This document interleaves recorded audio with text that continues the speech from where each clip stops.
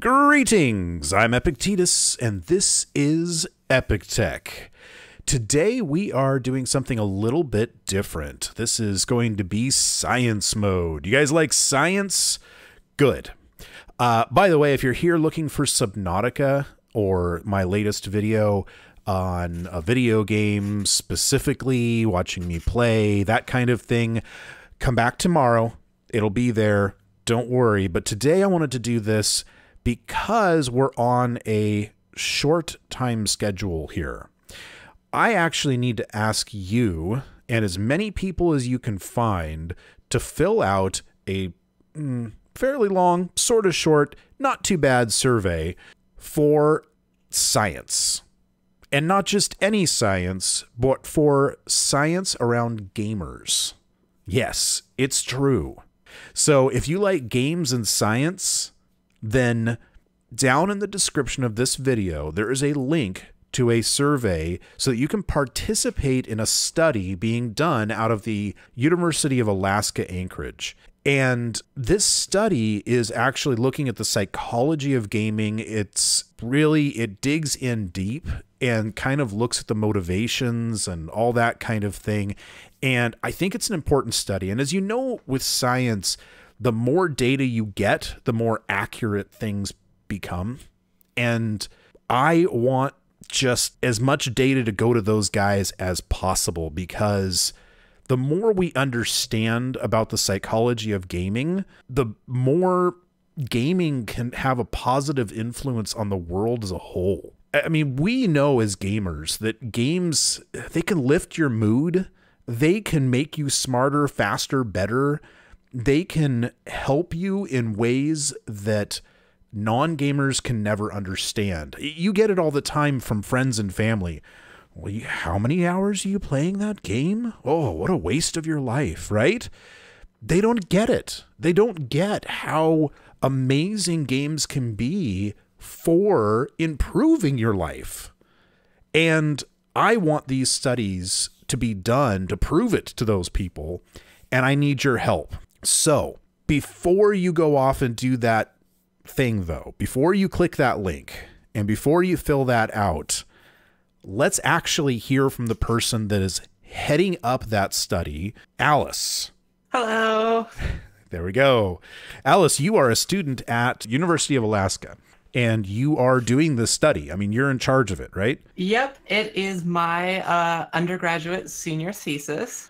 And yeah, like I think said quite brilliantly, actually. It is on the psychology of video gaming, and specifically, and you're probably already thinking like, oh, it's on do video games make us violent? It is definitely not that. It's actually on what the function of the amount of time we spend playing is. Why we spend so much time playing video games. Just for reference, I myself have over 1,800 hours in Space Engineers. Yay, Space Engineers. Right? Well, I'm going to look this up. I don't know how many hours I have. I'm going to tell you. Oh, you have me beat. I have 1,555 hours as of yesterday. Yes. There you go. But yeah, so part of my recruitment spiel when I go into a bunch of the site classes on campus is that if I had been flying plane for the same amount of time I have played Space Engineers, I would be qualified for a commercial airline pilot's license by now. So you've wasted your life playing video games instead of getting a commercial airline pilot's license. Pretty much, yeah. But still, I think that says a lot, because, you know, of course, nowadays, when you have a commercial airline pilot, they're trained in a computer, basically playing a really complicated, way less fun game to learn it. Even the airline pilots, for instance, they when they do get trained in the simulators and stuff, they are effectively playing a game not because like they super enjoy it, but because they're actually getting something tangible from it. They're getting a career, they're getting money, they're paid for it. And it's the same thing for this very small population of gamers who who also get tangible benefits Like from streamers and playing. YouTubers and Exactly, yeah, people who make money either through like it's not a lot of producing money, but content. Yeah, producing content, professional esports players, game developers, modders, you name it. They're getting something physical. It's a one-to-one type of thing, you know? Like there's your reward at the end of the day, basically. right. Um, but for the vast majority of gamers, there is no tangible benefit to playing video games. You don't get money, you don't get food, you don't get a relationship. I mean, you can get a relationship, obviously, but it's not something you go into most video games seeking. Even when stereotypically you actually get the opposite of that. You spending money, you're ruining relationships, right? That's the stereotypical gamer is, shutting themselves off from the world and destroying any prospects of the future. Exactly, yeah. And that right there just kind of already sets the stage that tells us there's something innate, there's something psychological going on there. There's a intangible benefit to playing video games. There's something going on in our minds that is deriving a benefit from what we're doing.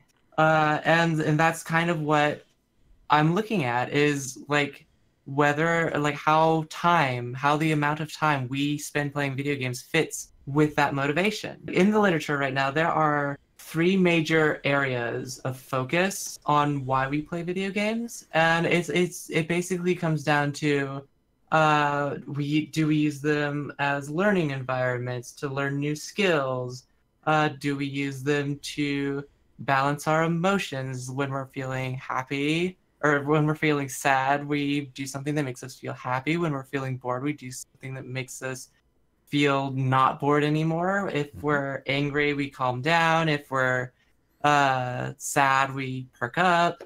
And then finally, there is the pathological addiction realm. And that's kind of like the extreme end of that psycho-emotional regulation body that I was just talking about. The odd thing about this research is, and this is where my specific thesis comes in, is that none of the research that I've been able to find has looked at the importance of time. And that's strange to me, having spent almost 2,000 hours in space engineering. So yeah, like the few studies that have used time as a variable did so generally as a descriptive variable. So for instance, one study, and I'm sure this is going to make a lot of people in the Epictech community upset, but this one study set the bar for excessive or addictive levels of video game playing at more than 20 hours per week. Yeah, that's going to be a lot of the Epictech community. Yeah, I mean, like, even myself, like, at least in the summertime, I play a lot, and I don't view it as an addiction. Like, it's just something I do. Yeah. 20 hours? I mean, come on. That's I don't buy that as addiction. Yeah. No. 40? But okay. yeah, But yeah, I mean, like, you're pushing it when Yeah. you're going same as a full-time job. because 20 hour, I mean, you can, so 3 hours a day is 21 hours a week. And most people, like, on a weekend, they'll get on and they'll stay on most of the day, and that's Yeah. But I mean, 16 3 to hours a 18 day is what a lot of people put in front of the television, you know? I mean, I'm not saying it's super healthy, but it's certainly not like crazy off the charts addiction, you know? Yeah, actually, here's an interesting little factoid. Playing video games is actually healthier than watching TV. Well, of course it is. You're interacting, you're moving, Not just no. Not just the movement, the cardio, because you are like you are immersed in the video game. You react physiologically the same way that you would if it was real life. Whereas if you're sitting on the couch, you might get a jump scare every now and again, but you're not on the edge of your seat You're most not of the time. Like, oh investing. God. Yeah. Yeah. Yeah. Well, I've noticed that. I get far more emotional reaction to video games than I do to movies. Yeah. Yeah, like when you first encountered a Reaper, you got your party for an entire week. That's right. That's from Subnautica, by the way. Yeah. But it's totally true. I mean, I see exactly what you mean. And yeah, it's, and it's, of course, it's not as good as going out and jogging. I think most people in the Epic Tech community and a lot of gaming communities around know that it's good in a lot of other ways. I mean, socially, the way when you interact with others, especially if it's a healthy community like the Epic Tech community really is, you make friends. And I mean, I have friends from all over the world now. Now you too, which is great, because we met because you wanted to ask if people would fill out the survey, and it got posted on the Epic Tech Discord, and I got on and responded to that and said, hey, everybody, you need to do this, because I'm a big proponent of science and studies and that kind of thing. And I know how important it is to get a lot of respondents to get the best data. And you had quite a few people respond from the Epic Tech Discord, didn't you? I did. It was astonishing how many responses I got. Awesome. You just said that the deadline for participating is on Saturday, right? Which is April 7th. And then you can get all your data all together and start analyzing it and all that kind of thing.